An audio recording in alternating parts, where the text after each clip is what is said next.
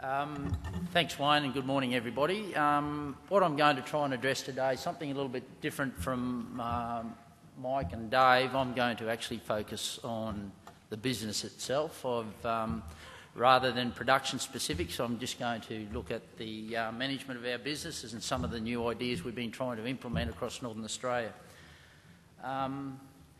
There's a story out here to tell, and I don't apologise for the number of PowerPoints on the slide. I'm going to go through them fairly quickly. There's a lot of pictures, a lot of cow pictures. There's some tables at the end of some of the significant sections just to do some summaries. So I have a reputation for fairly well loading these 30-minute talks, and it's a bit hard to tell a production story in 30 minutes, but I've just caught up on some time from... so it'll be fairly action-packed, and I'll just put the rubber to the road. First of all, we're going to talk management systems, not production systems. Also, a lot of these ideas and concepts are operational, so I spend 10 months a year sitting behind the back end of the cow trying to gather the information, trying to work out how best to drive these businesses, and it's quite satisfying for really a technician's job. So this is the topic I was given: practical options for the paddock, the why, the how, the what, why we've set the systems up, how we've done it, and what are some of the results we've achieved out of them. Firstly, why these production systems have been set up. And this is the evolution of the process. When we started 20 years ago, it's been a long extension process, but basically to manage out-of-season calvers, those cows calving May, September, where we take a lot of mortalities. They're a high-cost cow, and they're hidden amongst a lot of other cows in the system that don't need preferential treatment. Then we've been managing to gather objective data to make better management decisions. And the big point here is that the next point is we're trying to achieve a cash flow positive business. Traditionally, we're asset rich and cash flow poor. I know there's so many subfertile cattle rotating through our system. I just cannot believe that we cannot make it a cash flow positive business. And to introduce some risk management strategies to our business. And I think the bottom line is probably the most important, is survivability in this game. I think we're on the cusp at the moment, and I think if you don't start taking and adopting some of these new ideas, the banks are going to have a fair role to play. And even at the moment, I'm being asked why have we lent money, and these businesses are failing, and so they're going to start demanding objective data very soon if you want, and you're going to need to supply that objective data if you're going to have the finance backing of these banks. There's some really basic science that underpins these production systems. Science is great because it's repeatable. When you work on gut feel, it's hard, and it's hard to get a feel for the business. So we're just going to discuss each of these: production dynamics, business dynamics, and breeder dynamics, which are really important in understanding our whole business. Production dynamics, firstly, a definition in Northern Australia. My definition is a line from Townsville across the Broome. Pretty significant, and for a variety of reasons. Firstly, wet summers and dry winters, so we really don't have any spoiling rain during winter. What grass we've grown at the end of the wet season is traditionally there till the end of the year until we take it off by cows. Fires are a bit of an issue. Apart from the basalt country, we really lack the frost that knocks our end of wet season growth about. The big key thing to understand is this green date, and here's a definition of a green date. It's a 70% chance of a 35 mil rainfall event happening over 1 week. So what that's giving us is not bulk pasture to your knees, but green pick to enable our cows to calve onto a rising plane of nutrition. So what it defines is this optimum calving crop, and the optimum calving crop in Northern Australia is October through to December calving. Once you move south of that line I've just described and you're moving into that long reach country, the green date changes. So when I go down and do clients in this long reach country, which I'm doing next week, their green date and their optimum calving crop is a January, February calving crop. Northern Australia, it's an October, December. And here's just something to reiterate that fact. There's various locations across Northern Australia, and you can actually see the green dates. 70% chance of a rainfall event happening over 1 week, and they're virtually the same. Probably there's a month difference in them. and that's the years of data, just to reinforce that. Now, this is a concept that you really need to understand. What we've done here is, here's our pasture production curve, declining in quality and quantity at the end of the year, and again, this season break here, which rejuvenates our pasture. If we're calving cows in the right body condition, onto a declining plan of nutrition, we're using that body condition of that cow in combination with a break-in season to get a reconception while that calf is still suckling. So that's a rebreed rate in 12 months. You need to have a conception with the calf still suckling at foot. Now, again, another concept that we need to understand is that if we get an 80% conception rate in that group of cows, we've got enough cows, we've got enough replacement heifers in the system to replace that herd number after we've pulled out cows due to poor performance. So we've pulled out cows due to poor performance, and we've got enough replacement heifers to maintain that static herd number. But what happens in Northern Australia, and it probably happens in Southern Australia if you don't get the rebreed, if we get less than an 80% conception rate with a calf at foot, there's too many cows that we're culling due to non-performance, and we have not got enough replacement heifers to replace those cows culled due to non-performance. So what we're forced to do is carry subfertile cows into the system to make up our calving numbers. And that's a pretty... That's not 10 minutes yet. No, right. That's a pretty important point to understand, because if I could get 85% rebreed rate in Northern Australia, I do not have to keep another calf crop bar an October-December calf crop. There's enough calves coming in the system to satisfy our sales, our income, and within containment of our carrying capacity constraints. So what happens is we're carrying all these, and one of the warning signs I see in a business, if you've got a 12-month calving crop, you've got no cash flow, and you've got some terrible production issues, because people are keeping every cow to breed as many calves as they can. And what happens is the carrying capacity blows out and you run out of grass. So it's a pretty important concept. So here we are, this is what happens. We're forced to keep groups of cows that we really shouldn't be keeping. This is a May-September group of cows calved in 4 body condition when we were preg testing them. As you can see, it's a survivability mode. And if we're having to put a lot of high costs into this cow for poor production, poor body condition, we've probably missed the basis of animal production. You know, if we're having to feed a lot of costs just to get cows to live, production is really not an issue. So what we're trying to do is minimise this group of cows. Understanding the business dynamics. The business dynamics, if this is conceptually within the circle, balancing calves, grass and cash flow. Where we're running, where our focus traditionally has been is in having calves, and we've got to remember calves are tomorrow's cash flow. What we need to do is satisfy today's cash flow. So that we've become very production focused and not profitability focused. So what happens here is that in suboptimal systems, subfertile cows, we're keeping cows that normally should have been sold as cash flow. But that's got a compounding effect, because not only are we keeping subfertile cows to get the required calves, we're starting to run out of grass and we haven't got the cash flow, because those cows that we're now taking back into the system with calves at foot should have been part of our cash flow. So the whole system becomes unbalanced and it becomes very, very potentiated. And you end up with these sort of situations, a cow calving with a baby calf, not getting much feed on no pasture. Pretty scary for welfare issues.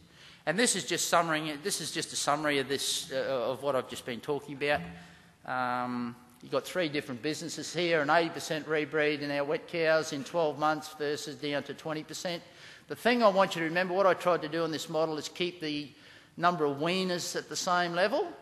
And the thing to remember, to look at here, is that in this 80% rebreed rate, we've only got to keep 1140 breeders.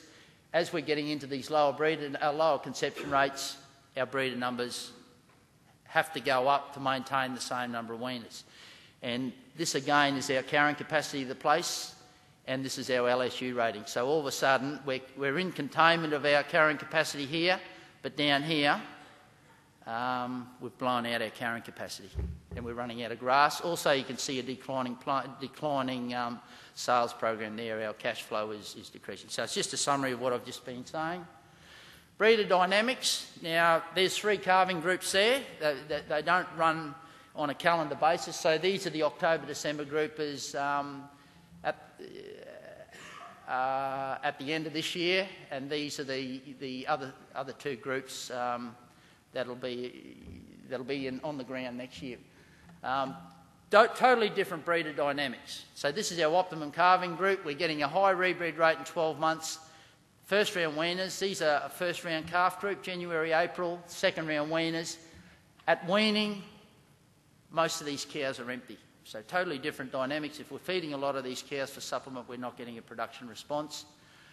And these are our out-of-season dry cows. So they're the hard cows to manage. They're high-cost cows to look after. So basically in our systems, all we're trying to do is eliminate that group of cows. Here they are. Here's an October-December cow, right body condition, baby calf at foot. At the end of the drive, a Camilleroy photo, 6,000 of these cows, and I think we got an 81% rebreed rate in that group of cows. And basically just a blanket wean because they're set up in. We control mating through preg testing rather than taking bulls out and putting bulls in. This is a January calving cow, same body condition as the previous cow, but these are the baby calves in January, April, and this is what she looks like when we wean her in August, September. The big thing to note here, it's a pretty good photo, I thought, that you notice how we've got control of the body condition in these cows, and that's when I can control body condition in cows, I can control conception rates and calving. So it's a bit of a fluke. And these are our problem cows, dry cows first round. They should be cash flow. They're way out of sync, but unfortunately we're spending high costs to keep them alive. Weaners not getting milk, cows body condition fading, and definitely no production. I cannot get those cows in calf at that time of year.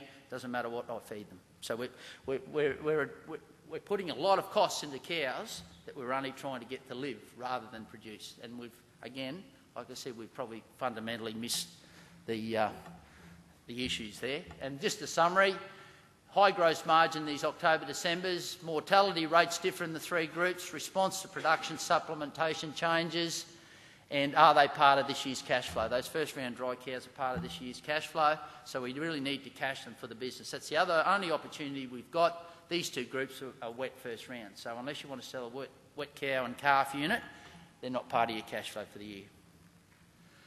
How we set up these systems, there's more combinations here than a Chinese takeaway shop, but this is how we've done it. Virtually, the segregation system was a fact of first round wet and dry, and unfortunately, we've been labelled with segregation. Where we are now with fetal ageing is just optimum calving groups. So segregation initially set up first round, crush side wet dry on first round. What we've done is added preg testing and fetal ageing, so I'm preg testing back to the optimum calving groups we want rather than taking bulls in and out, which is fraught with danger in Northern Australia.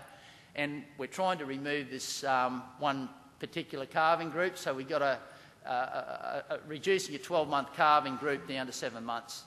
Basically, you can say we're just overlaying a southern production system to suit northern conditions, and that's how simple it is. Again, wet and drying, crush side wet and dry, wet cow, first one dry cow obviously. This is what generally happens in Northern Australia. The traditional way, we probably wet and dry.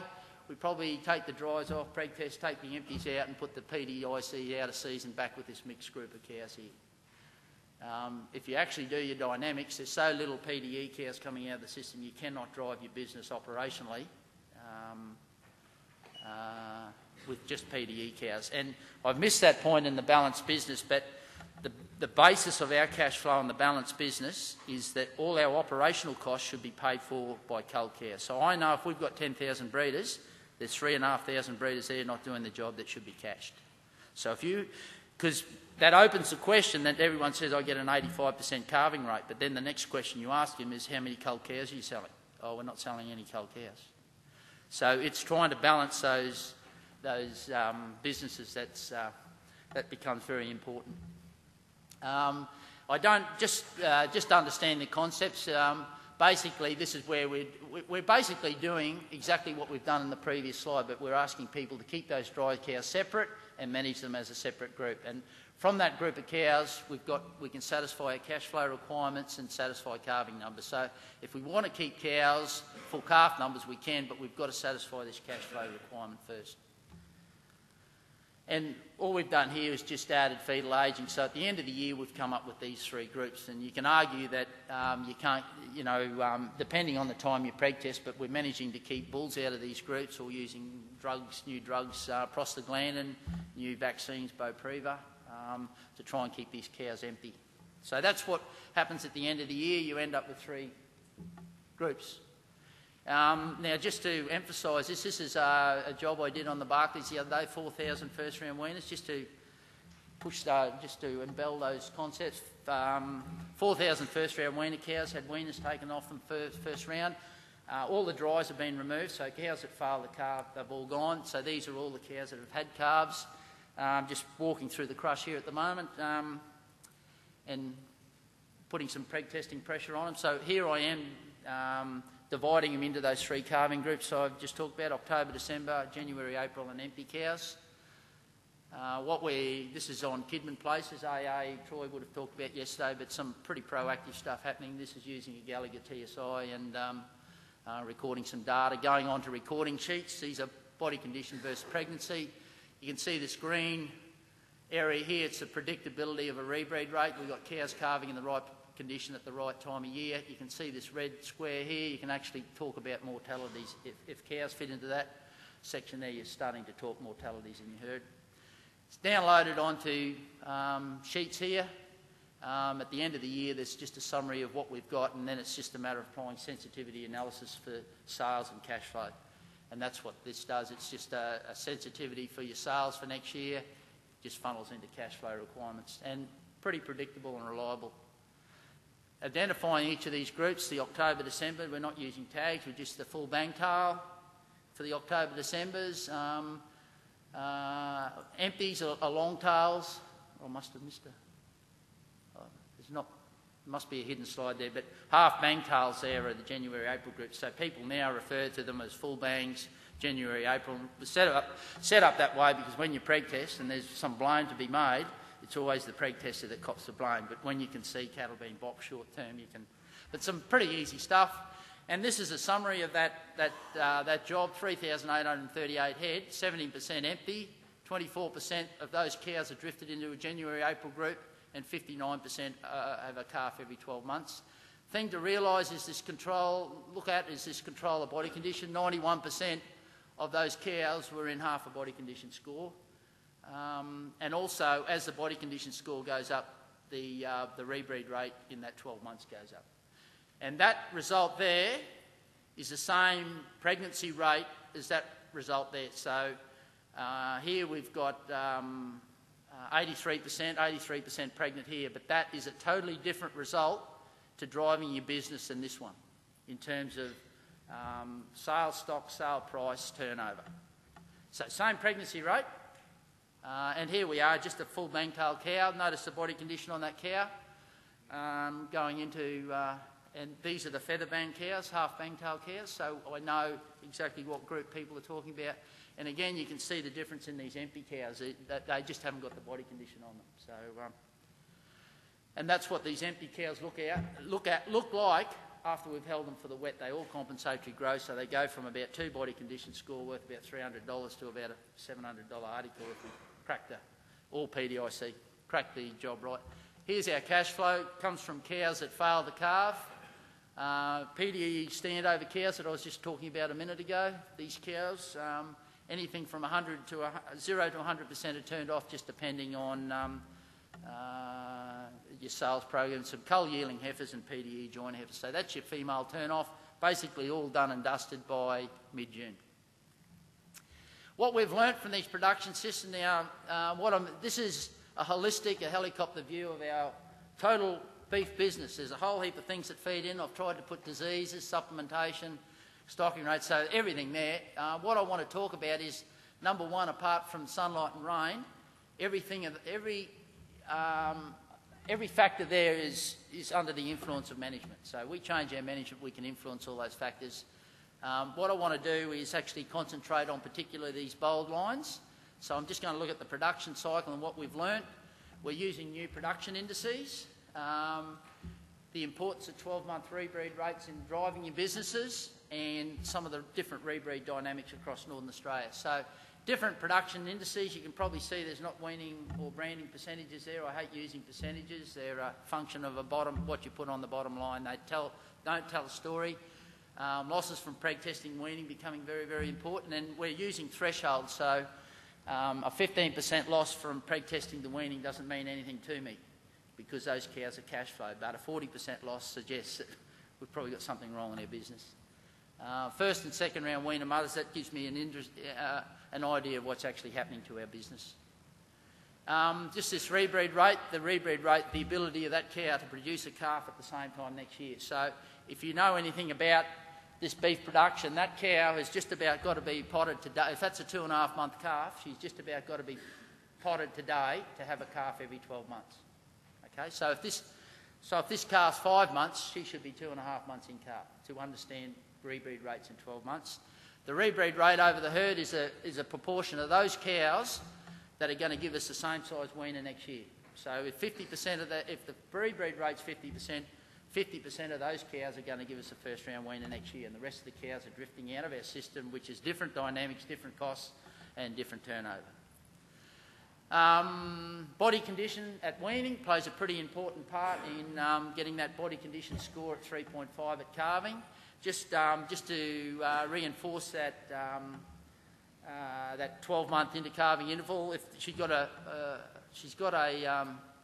6-month calf at foot, she should be 4.5 months in calf. What's her chances? So if she's 4.5 months in calf and she's a great breeder, what's her chances of rebreeding at the end of the year? A lot smaller than a cow that's in full body condition. And stocking rate influences that body condition score of the cow. So the body condition score of the cow is very, very important in driving these systems. Control the body conditions. This cow here, pretty hard to get in calf with a calf at foot. I can get her in calf once I take that calf off. So body condition post-weaning means nothing in terms of rebreeds, but it's over a 14, 15-month calving interval. So you've got no chance of getting her in calf. Just looking at some of the dynamics we're seeing, this is the optimum calving, this is the optimum production business locations in Northern Australia. It's basically between a 14-inch rainfall and a 25-inch rainfall. On either extremes of those, you're pushing into no grass in this stage here, and high rainfall and low digestibility pastures. So the optimum performance is in this 14 to 25-inch rainfall belt. But the big thing that is of interest, this is the Mount Isa Cloncurry Road, the Townsville-Broome equivalent. But as you move 200k, every 200k north, your rebreed rate changes, and that's a function of nutrition. So what I'm saying is, as you go north on that Norman and Croydon, Georgetown Road, and we're getting a 10% rebreed rates in those cows, I cannot magically take 10% and make it 70%. And unfortunately, that's where a lot of our R&D is directed, that we're trying to take that and make it that. Can't happen. 10 minutes. Now, this is some interesting stuff. This is some modelling where this is a calf every second year modelling. And I think there's some real merit in it in terms of survivability in our times. But here's a business enterprise that is run the way it's normally run. It's over a 10-year modelling period. There's $100,000 in wages put through for the manager. It's actually based on actual costs, so we've done it. This is a calf every second year with no supplementation. So the paradigm is taking all our costs out of some of these cows, because we're not expecting a rebreed rate. We're not using supplement to rebreed because we're having a calf every second year. And if we set them up at the right time of year, we're expecting them to survive. So you can see where we traditionally are at about 48.2% weaning. With a calf every second year, it comes down to about 45%. But look at the difference in cash flow over 10 years. This is before debt too, remember? So there's some pretty exciting stuff happening, and it's survival mode now. So I don't care what anything, it's not production, so it's survival. So there's some interesting options. And another really interesting thing is if you've got one of these are CIA walk-through head bales. I'm to a stage of, if I work in anything else, I'll add the price to a per head base, on a per head pre-testing basis. They are SMIC, they do the job, they're reliable, but they are noisy. But the point to make is that is this here. I have got the ability, if you understand rebreed dynamics, is that if a wet cow is in calf, she's got to have a weaner at foot in Northern Australia. So basically what it means is I can run all my cows through on first round and divvy them into all these groups that I want without fear of mismothering calves. And that's the big thing. People will not draft wet cows out because, oh, we've got to get the horse out and cut the cow and calf out. If I can put these cows up and if they're pregnant, put them in a group on their own, I am nearly 100% sure that that cow has got a weaner. It just cannot happen in Northern Australia that she's pregnant with a baby calf at foot. It just cannot happen. So when I run her up and she's empty, the calf goes out with the empties. And this cow, she's wet, but she's in calf. She's set up in the calving group I need. And that's pretty profound. We've been able to set up 4,000 or 5,000 head systems in a week just basically on that at the beginning of the year. And what I'm starting to learn in this game is that nobody takes much interest when the times are good. But by the geez, now when times are bad, the people start to ask, well, why are we doing 3 and 4 rounds on our cows? And that fella next door has done 1 round and he's finished for the year. Just as cost of production, what we've done is these predictable stock flows like I gave. Once I've got the data, I can give you this predictability in stock flows and cash flow. And some of these risk management strategies and some legitimate cost cutting using supplementation, labour efficiencies. This business model we use, I think, is fundamentally wrong. We're trying to drive production and trying to meet finances. What I'm saying is, let's find out on a yearly basis what dictates our production. So adding our operational costs, our debt servicing and some return on equity that we expect, and let's design the production system around it. We're just too focused on pushing production and we hope to get to this end. So I think the business model is fundamentally wrong. This is livestock production strategies. This was actually an exercise I did a couple of years ago. You wouldn't believe right now that is to fruition. So that's what they've done. Reduced 43,581 head down to this by now. In sequential destocking. So it's not just a blanket destock. Let's take our cows that fail to calve. Let's take our January, April calves and sell them as a wet cow unit. So there's a sequential destocking strategy in all these systems. And what we've also managed to do in dry years is, this dry year in particular, a wet cow that's just been weaned, not in calf, I can afford to put her on some poor country. And there's also welfare implications. So we're trying hard to eliminate these cows that become a welfare issue. Just quickly, I'm getting towards the end of just this nutrition cycle I'm going to talk about. So it incorporates this stocking rate carrying capacity. This is the biggest bugbear in Northern Australia, failure to match carrying capacity with stocking rate. We've overestimated, and the fundamental answer to the bankers is why have we gone wrong is that we've overestimated carrying capacity and we've overestimated our production. That is the fundamental answer I've got to give to the businesses. So, again, body condition score directly related to carrying capacity and stocking rate. How do we assess our capacity, our carrying capacity? We're using beast per permanent waters now rather than looking at photo slides that say, oh, that's 2,000 kgs of dry matter per hectare, which is very, very complicated for everybody. Also based on monocultures, so try going into the Gulf and doing a pasture budget. And also where it's affected is this carrying capacity directly puts a value on the land. So on the territory, the more cattle you put on a place is you're paid on a beast area. So there's a lot of difference between running 40,000 head on a place and 20 in terms of value. And we've overestimated our carrying capacity, which means we've overestimated the value of the land. We've now got a huge debt. We've got too many cows for the grass. We've got no body condition score, so how do we service our debt? Set stocking rates. The natural progression of our business is that our LSU rating goes right up in Christmas because we've got a calf crop going. It's the ability to hammer our country at the right time of the year and have destocking systems to get out of them at the other end. This set stocking rate, I think, has got hairs on it. It's got to incorporate rest.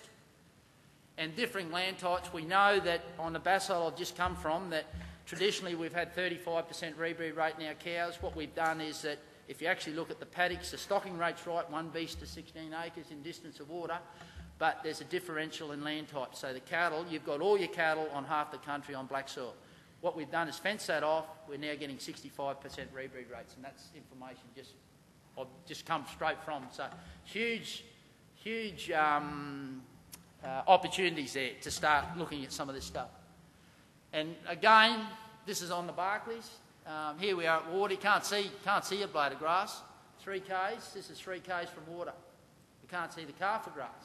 We've got all this feed that cows aren't walking out to utilise, and that's our strength. And this is the last slide, just research and development. I think there's enough information out there to run a profitable and sustainable business. I think there's a few new things that regarding carrying capacity and methodology to estimate carrying capacity. I'm interested in how we improve digestibility of pastures. I mean, whether there's some rumen bugs that we can incorporate to utilise that high rainfall, low digestibility pastures. And again, what Dave said, identifying elite genetics and how we propagate, because I'm of a belief that genetics does hold the key in the survival of our game. The big problem is the adoption and implementation of R&D. That is the real problem. How do we convince these fellas to do it? And like I said, I've been pushing these systems since '91. The only thing I know is that you only get compliance when it hurts in the hip pocket. And very soon, the banks are going to insist on doing this, otherwise you will not find finance. So it's a bit of a rocky road ahead, but that's my thoughts on production. Thank you.